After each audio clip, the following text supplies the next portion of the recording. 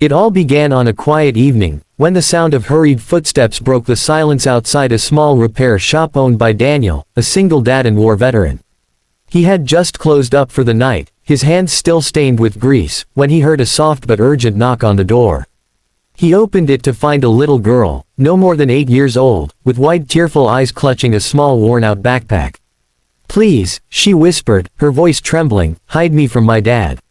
The plea pierced Daniel's heart. He had seen fear before, in the battlefield, in the eyes of men who thought they wouldn't survive another day, but never in a child so young. He bent down, trying to calm her, and asked her name. She said her name was Lily, her tiny hands shaking as she held onto him like he was her last hope. Daniel, still unsure of what was going on, led her inside, locking the door behind them. His daughter Emily, around Lily's age, peeked from behind the counter with curiosity and concern. Daniel tried to ask questions gently, but Lily's only answer was, "You'll find me if you don't hide me." Then she pulled her backpack closer, as if guarding it with her life.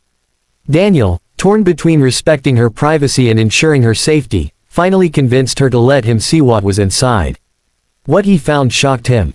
The bag wasn't filled with toys or clothes, it had bruised dolls with missing arms, half-eaten granola bars, a small photo of her mother with the word, "Angel," scribbled underneath, and a folded police report copy with her father's name on it.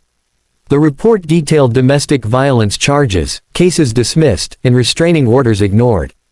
Daniel's chest tightened. This wasn't just a scared kid, this was a cry for help. Memories of his own battles as a father resurfaced. He too had once been on the edge, struggling to raise Emily after losing his wife, feeling like the world was against him. He knew what it was like to fight against systems that didn't always protect the innocent. That night, Lily stayed over. Emily shared her toys, and for the first time, Daniel heard Lily laugh, though it was faint, like a broken melody trying to find its way back. But the peace didn't last long. A pounding knock rattled the door later that evening. A man's angry voice shouted from outside, "I know she's in there. She's my daughter." Daniel told the girls to stay hidden and stepped outside. His military instincts kicked in as he confronted the man, who reeked of alcohol and rage.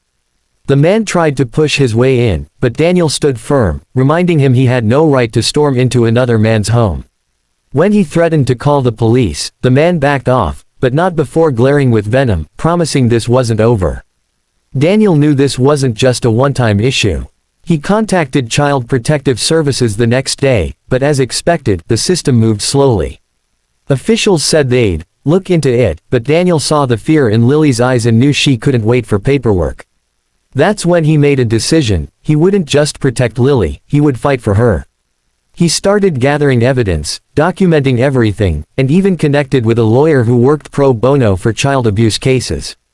In the days that followed, Lily slowly began to trust again. She painted pictures with Emily, helped Daniel in the shop, and even started calling him Uncle Dan. But the shadows of her past lingered. One night, she woke screaming from a nightmare, crying out for her mother. Daniel held her close, assuring her she was safe.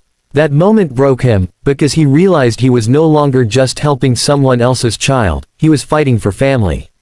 The final confrontation came during a custody hearing where Lily's father showed up furious, trying to paint Daniel as a meddler. But then, something happened that silenced the entire courtroom. Lily stood up, her tiny voice trembling but filled with courage, and said, "I don't want to go with him. He hurts me. I want to stay with Daniel. He makes me feel safe." Tears filled the judge's eyes as the room fell into silence. The truth had spoken, straight from the child's heart. The ruling granted temporary guardianship to Daniel while the investigation continued. For Lily, it was a new beginning. And for Daniel, it was a reminder that sometimes the greatest battles aren't fought overseas but right here at home, standing up for those who can't fight for themselves. As the story closes, Daniel watches Lily and Emily playing together in the yard, their laughter echoing through the air.